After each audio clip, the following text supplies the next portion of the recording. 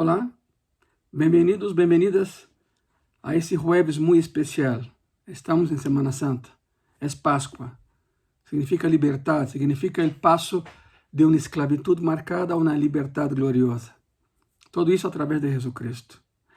De hecho, Cristo foi o primeiro gran revolucionário da história. Sim, exato.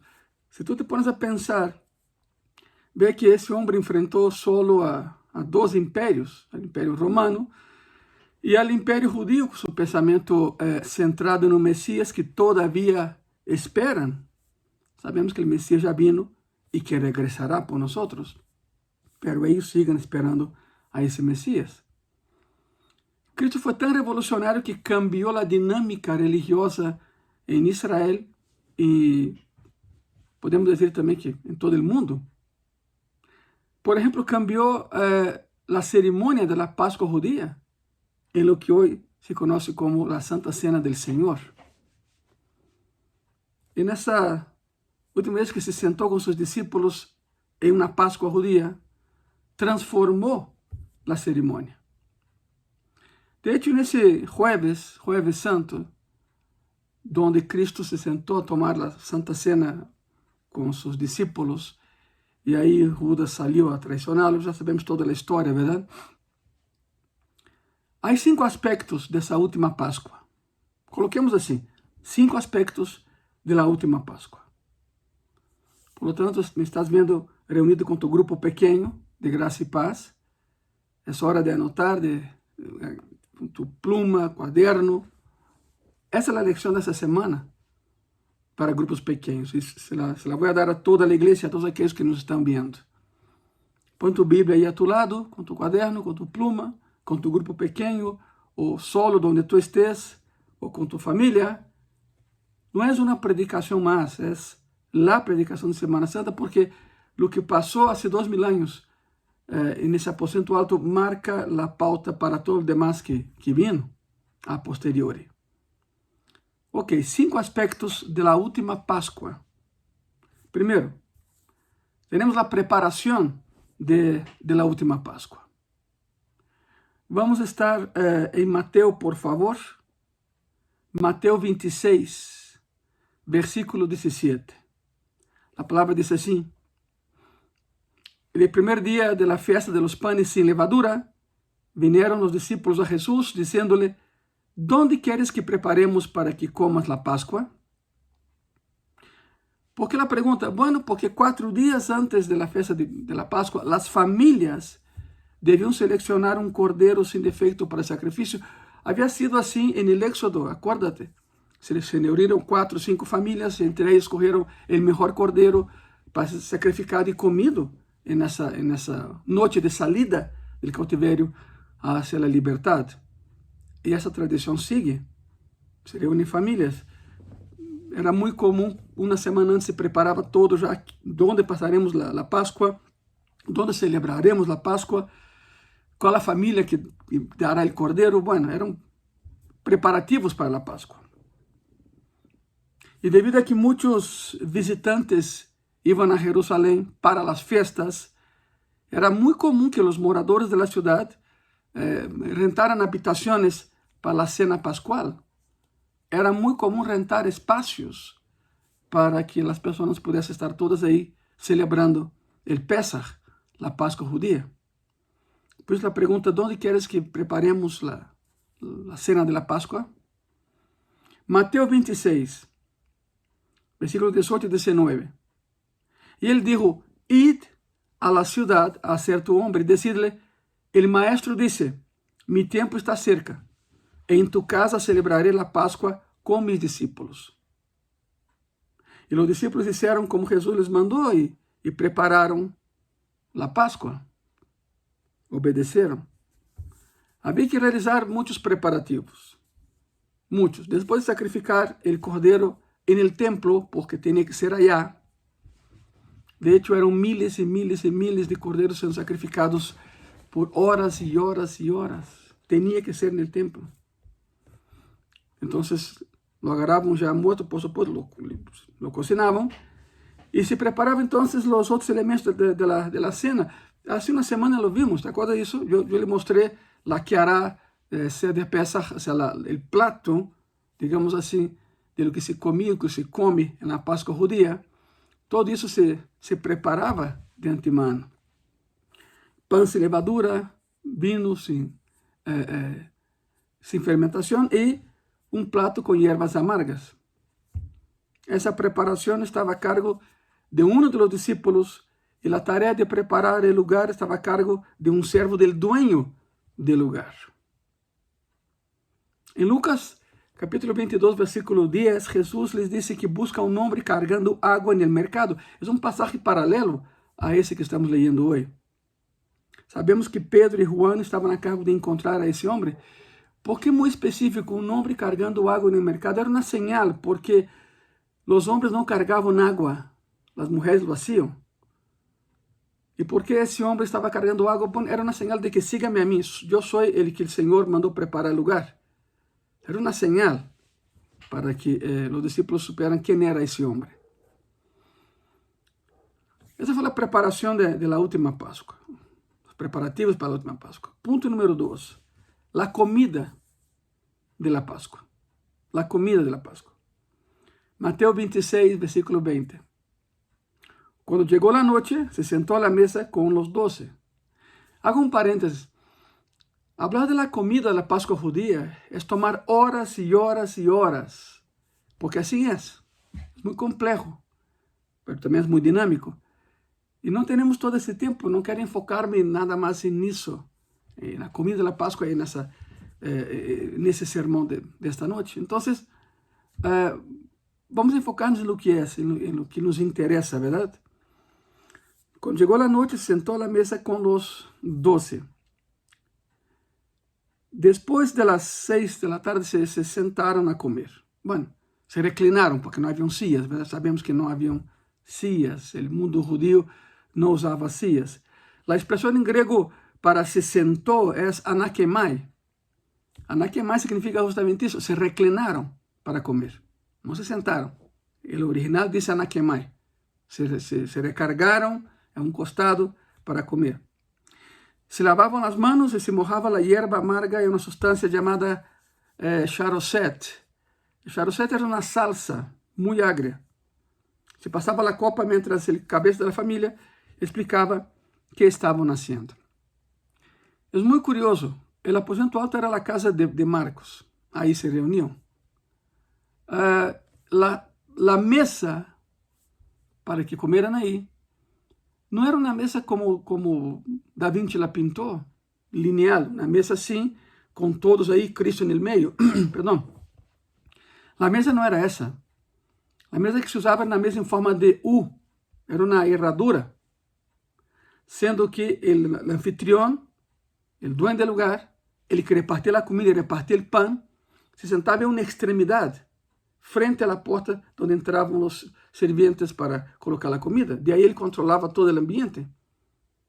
Sabemos que Cristo se sentó ahí porque una sola persona se recargaba en su pecho, era Juan.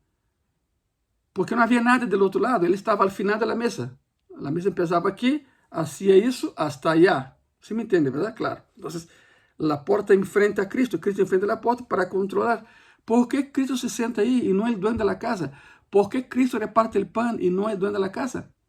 Bueno, porque el dueño de la casa sabía que esa casa pertenecía a él, pero toda su casa y él y familia pertenecían a Cristo. Por eso le dieron a él la primacía de la autoridad en esa cena, en esa última Pascua. Él comandaba todo, él coordinaba todo, él cortó el pan, él repartió la comida. Entonces no es la mesa una mesa judía para la Pascua, digamos así, no era lineal como pintó Da Vinci, el famoso cuadro, ¿no? La última cena. No, era en forma de herradura. El dueño de la casa se sentaba al final de la mesa para observar la entrada y salida y coordinar todo lo que pasaba en ese espacio. Bueno, se reclinaron a comer, anakemai en griego. Había la charoset, que era una salsa, y pasaban la copa mientras el líder explicaba lo que estaban haciendo. Entonces todos cantaban del Salmo 113, al Salmo 118. Semana pasada expliquei que essa cerimônia dura 1h30, 2 horas. 2 horas. E assim é. Cantavam del Salmo 103 al 118, conocidos como Salmos de Halel. Halel é alabança em hebreu. A primeira Páscoa foi tomada de pé, acuérdate, no Éxodo. A primeira Páscoa foi tomada e foi comida de pé. A roupa preparada para viajar, os calçados em los pies, todo listo para salir de Egipto correndo antes que Faraón cambiara de opinião. En esta ocasión no había planes de escapar. Cristo iría de ahí al huerto, y del huerto a la cruz, y de la cruz a la tumba, y de la tumba a la vida y a la victoria. Hoy en día, los judíos conmemoran más de la mitad de la ceremonia de pie, tal y cual, de pie, listos para salir. Esa es la simbología. Solo al final de la ceremonia, cuando van a comer, é quando se sentam. Pero 2/3 partes da cerimônia del Pesach judío hoje em dia se hace de pé, como foi a primeira en el Éxodo. La preparación de la última Pascua, la comida de la Pascua, perdón. Número 3, la predicción en la Pascua. Mateo 26, versículo 21. E mientras comían, dijo, de cierto os digo, que uno de vosotros me va a entregar. En varias ocasiones anteriores a la última Páscoa, Jesús había predicado su propia muerte. Pero esa fue la primera vez que hablaba de ser entregado por uno de sus discípulos. Uno de ustedes me va a entregar. Conmoción en todo el lugar. Todos se asustaron. ¿Sabe por qué? Porque en sus corazones estaba la predisposición de hacerlo. Todos podían hacerlo. La palabra entregar en griego es paradidomai. Lo que está en original en griego ahí es paradidomai. Significa entregar un prisionero para ser ejecutado. Segundo, usted me va a entregar para que me maten. Paradidomai. Quedó claro. Mateo 26, versículo 22. Y entristecidos en gran manera comenzó cada uno de ellos a decirle, ¿soy yo, Señor? ¿Soy yo, Señor? Significa que la potencialidad de la traición estaba dentro del corazón de cada uno de ellos. Todos estaban dispuestos a hacerlo. Parece increíble, ¿no? Pero después de 3 años y medio, Roma siguió oprimiendo a Israel. No había un cambio verdadero en esa decisión de los romanos de invadir y tomar posesión de Israel. Y entonces resulta que en algún momento ellos dijeron, ese no es el Mesías que esperábamos. Queríamos un Mesías militar, no un Mesías que vinha en paz. Y esa tristeza y esa decepción estaba en el corazón de todos ellos. O sea, la potencialidad de entregarlo estaba en cada uno de ellos. Por eso pregunto, ¿soy yo, maestro? El que sabe que no lo va a hacer, ¿por qué pregunta? ¿Verdad? Pero preguntaron. De hecho, cuando él dice que uno de ustedes me va a entregar, él no estaba dispuesto a declarar quién es. Porque si él hubiera dicho, Judas me va a entregar, Judas no saldría vivo de aquel lugar. Por eso no lo dijo. Versículo 23. Entonces él respondiendo dijo, el que mete la mano conmigo en el plato, ese me va a entregar. En la cultura judía del primer siglo, meter la mano en el plato de una persona era señal de confianza y estrecha amistad. Significa, yo comparto mi plato con mi mejor amigo. Yo comparto mi plato con la persona en que más confío. Judas era tesorero del equipo, acuérdate, y robaba de ahí.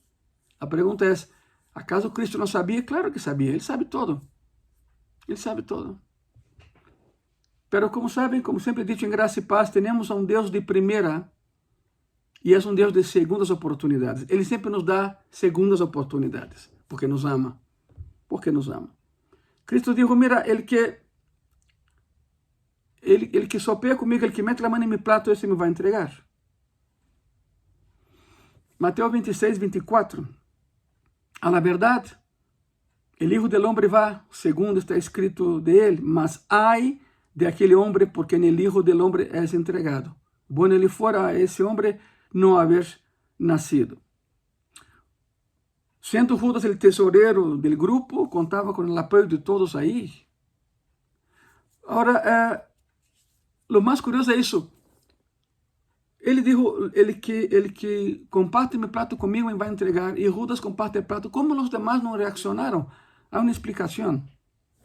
Há uma explicação. Ponto número 4. El traidor desenmascarado. Mateus 26, versículo 25. Entonces, respondendo Judas, el que le entregaba, dijo, ¿soy yo, maestro? Essa é a hipocrisia, não? ¿Soy yo, maestro? Judas pensava que Cristo já não era Cristo, que por um momento foi, depois já não.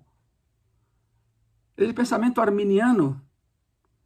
Armínio foi um idólatra, um herege, que começou a difundir a ideia de que houve um homem chamado Jesucristo, era hijo de um carpinteiro, então Deus se incorporou em ele, e 3 anos fazendo milagros, e na cruz lo abandonou. O sea, ele que morreu na cruz não foi o Hijo de Deus, foi um homem comum e corrente. Essa é a ideia arminiana, a herejia arminiana, verdade? Que depois ganhou auge, depois no primeiro século da igreja ganhou auge e despegou. Por isso Judas pensava o mesmo, não, esse homem, no início sim, mas já não. Como me põe a mim como tesoureiro se sou ladrão? Se for o Messias, saberia que eu roubo. E Judas, como que em tom de burla, lhe pergunta, ¿soy yo, maestro? Le dijo, tú lo has dicho. Estamos em Mateus capítulo 26, versículo 25. Tú lo has dicho. Los discípulos não escucharon a resposta de Jesus a Judas, porque la mesa era muito bajita, não havia sillas, todos se reclinavam aí, e era uma mesa em forma de U. Por lo tanto, os que estavam do outro lado não la escuchavam. Quem estava mais cercano a Cristo? Juan. E é por isso que não escucharam. Diz a palavra que Pedro, do outro lado da mesa, le hace señas a Juan para que ele se perguntava de quem Jesus está falando. Pero Juan guarda silêncio. Juan guarda silêncio. Ele tampouco entendia. Ele é o mais jovencito do grupo, estava assustadíssimo. E quando uno se assusta, não retém o que está escutando, o que vê. Entra em crise, não entra em choque. Por isso, diz a palavra que Pedro, do outro lado, hace seña a Juan perguntando de quem está falando, porque não escutaram a resposta de Jesucristo. Significa que Judas também estava muito cerca de Jesus, sentado aí, ou inclinado aí, muito cerca a Jesus. ¿Seré yo, maestro? Tú lo has dicho. Punto 5. La institución de una nueva celebración. Mateo 26, de versículo 26 al 30. Y mientras comían, tomó Jesús el pan y bendijo y lo partió y dio a sus discípulos y dijo, tomad, comed, esto es mi cuerpo. Y tomando la copa, y habiendo dado gracias, les dio diciendo, bebed de ella todos, porque esto es mi sangre de nuevo pacto, que por muchos es derramado para remisión de los pecados. Y os digo que desde ahora no beberé más de este fruto de la vid hasta aquel día en que lo beba nuevo con vosotros en el reino de mi Padre.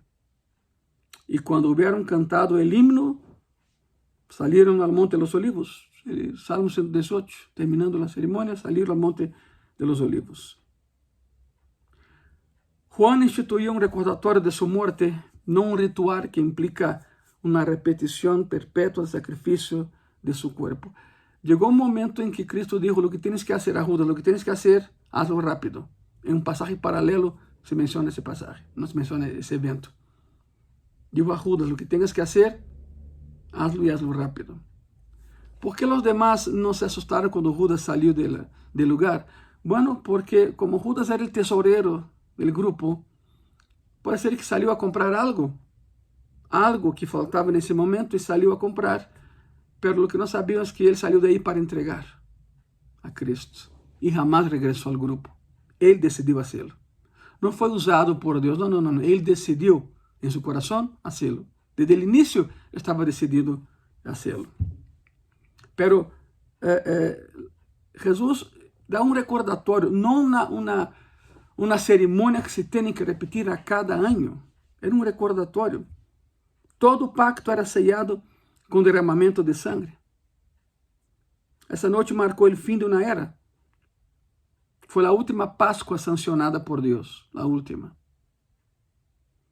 O antigo pacto, assim como todos os elementos cerimoniais relacionados com ele mesmo, estava a ponto de ser levado a seu fim, com a aparição de um glorioso novo pacto que nunca perecerá, a Santa Cena del Senhor. Santa Cena, Eucaristia, a palavra em grego significa acção de graças. Não é uma palavra católica, Eucaristia é grego e é acção de graças. Em graça e paz, celebramos a Santa Cena uma vez ao mês. No primeiro domingo de cada mês, celebramos a Santa Cena del Senhor. Acção de graça, um recordatório de lo que Ele ha hecho por nós. Claro que esse mês não tivemos Santa Cena. Já sabem que tivemos um problema no teto do auditório com a granizada do passado 29 de março. Por a acumulação de granizo no teto, o teto se hundiu um pouco, então estamos vendo para repará-lo e tudo isso, mientras será virtual, como nesse caso. Por lo tanto, amanhã, o sermão das 7 palavras, às 3 da tarde, será virtual, por esse mesmo meio. E domingo de ressurreição, meio-dia 30, também será virtual, através desse meio, a predicação através desse meio. Essa foi a última cena de Páscoa judia com relação a Jesus Cristo. Que é o que vimos? A preparação da última Páscoa, a comida da Páscoa, a predição da Páscoa, depois o traidor é desenmascarado e, por fim, Cristo institui uma nova celebração, cambiando a cena de Páscoa judia por a Santa Cena del Senhor, que hoje celebramos em todas as igrejas cristianas evangélicas em todo o mundo. Eres parte de um grupo que caminha hacia a vitória, um grupo que vai de glória em glória, como diz a palavra. A igreja que Cristo fundou permanece e permanecerá hasta que Ele venga por ela. ¿Por que não oramos? Em reverência à presença do Senhor, cerra tus olhos, inclina tu cabeça e vamos orar. Senhor Jesus, te damos as graças pela oportunidade, Senhor, de meternos um pouco mais a fundo na cerimônia da Páscoa judia e esse cambio a la Santa Cena, Senhor. Graças porque tu lo hiciste por nós. Graças, Senhor, porque nada queda fora de tu controle. Graças, Senhor, porque em ti estamos confiados. E graças, Senhor, por essa Páscoa em tus manos. Em nome de Jesus, amém e amém. Há vida, há esperança, há liberdade, há salvação, há remissão de pecados, todo na figura de Jesus Cristo. Estamos em Semana Santa, Semana Maior, como alguns dizem.